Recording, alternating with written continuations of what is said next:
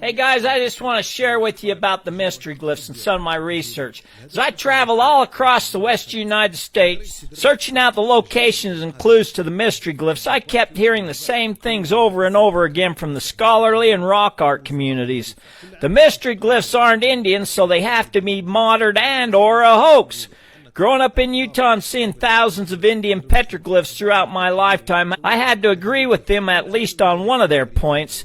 The mystery glyphs weren't anything like the Indian petroglyphs I'd been used to seeing. Then one day, while I was thumbing through one of my boys' Cub Scout manuals, I was shocked to find some drawings of the mystery glyph symbols in one of the manuals. This was in a section teaching the boys all about Indian Sign Language. And as I researched this source, I learned that it came from William Tompkins' little book called Indian Sign Language.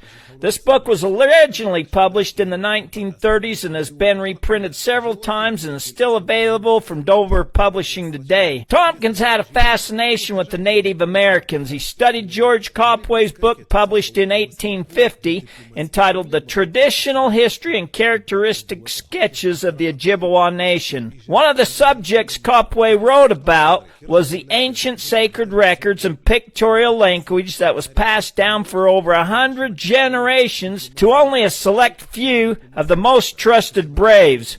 Copway was the chief of the Ojibwa Nation, and he never knew anything about this until his uncle's best friend shared this information with him, as he had been one of the chosen few to learn the guarded secret mysteries. Tompkins also studied Henry Schoolcraft's huge 7-volume book set titled Archives of Aboriginal Knowledge, which contains more material. However, most of the relevant sections, those with mystery glyph-like symbols, are covered by Garrick Mallory and William Tompkins. Later on in the late 1800s, Tompkins went and lived with the Indians to learn more about their traditions, but what fascinated him the most was the way the different tribes with different languages could still communicate with sign language and the pictorial language of the ancients. Tompkins eventually ended up finding a few of the older Indians that he communicated with using the ancient language. Like I said at the beginning of this, I kept hearing the same thing over and over again. They're not Indian, so they have to be modern.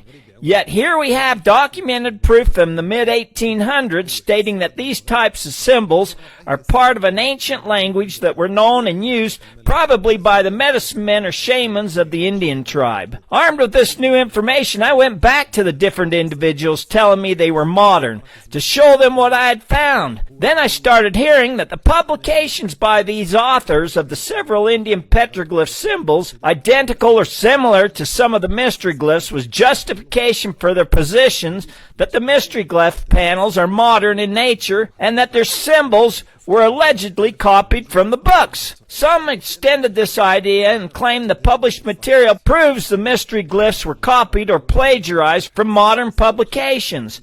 However, that's unjustifiable for two very good reasons. One, it could only be true if the symbols didn't exist prior to the publications, which of course was certainly not the case. The symbols in published literature clearly show they were in existence and in use by certain Indians long before they ever found their way into the 19th century books. According to tradition, they were passed down from prehistoric times, eventually to the Indian sources Schoolcraft and Copway used. 2. Copway suggests that there are over 200 of these symbols, yet he only shows us a handful in his publications.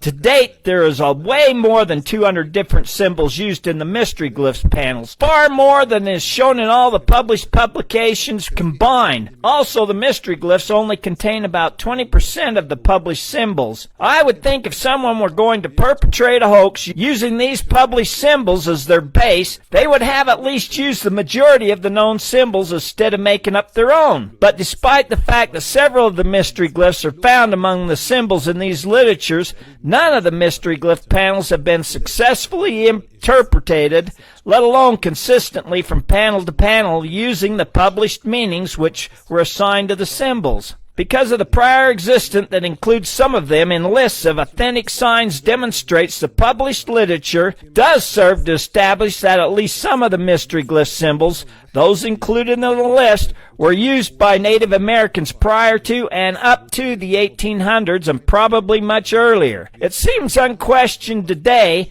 that meanings of the symbols given in the 1800s literature are all correct, but that assumption's not well founded, since so few sources exist, only a couple which are generally cited for the meanings.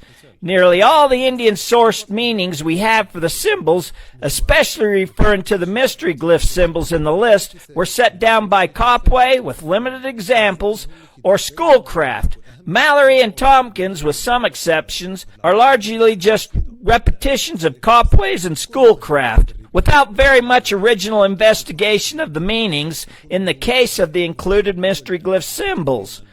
To what extent the different Indian tribes of the mid-1800s would have actually endorsed or disagreed with the published meanings we have seems unknowable today using academic sources, since there seems to be significant variances in the meanings of some of the symbols from tribe to tribe, as is evident by stick figure of a man with a line through his head. Copway says it means sick, while Tompkins says it means white man, even when they stem from the same common or related root idea.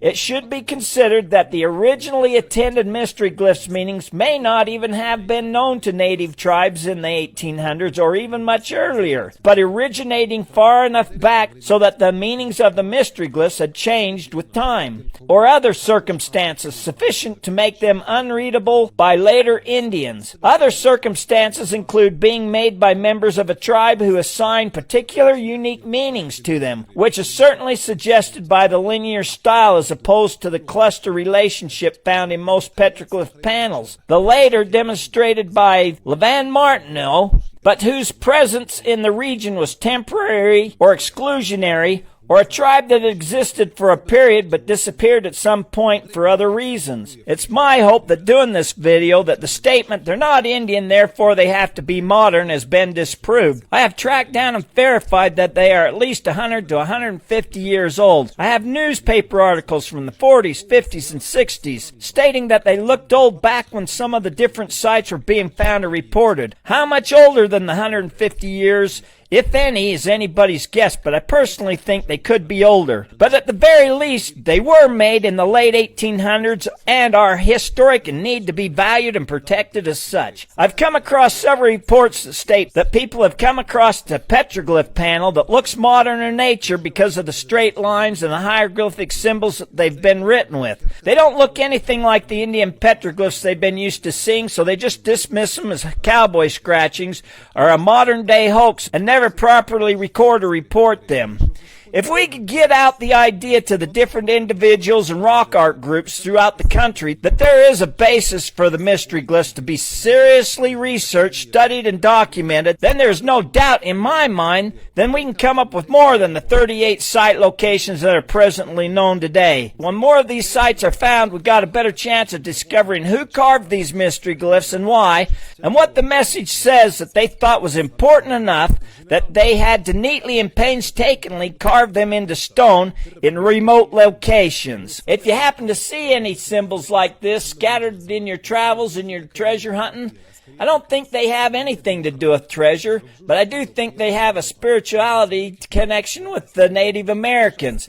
Please report them and let me know their locations so we can have more chance of researching and figuring out who wrote these and why. Thanks, and with that said, that's a wrap.